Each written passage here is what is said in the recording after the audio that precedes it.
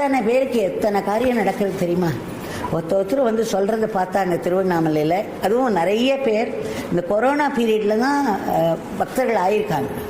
நாங்கள் 6 மாதமாக தான் சொல்கிறோம், ஒரு வருஷமாக தான் சொல்கிறோம்.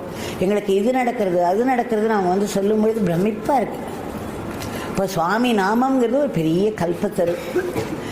அதை வச்சுட்டு அதுக்கிட்ட காரியத்தை சாதிச்சுக்கிறதுக்கு நமக்கு சாமர்த்தியம் வேணும் இல்லையா? நமக்கு சாமர்த்தியம் இல்லாமல் கல்பத்தரு கீழே நின்று என்ன பிரயோஜனம்? நம்ம கல்பத்தரு கீழே நின்று, ஏன்னா சுவாமி சொல்லியிருக்கார், சாதாரண தேவலோகத்து கல்பத்தருக்கும் இந்த பிச்சைக்காரன் கல்பத்தருவாக இருக்கிறதுக்கும் வித்தியாசம் உண்டு.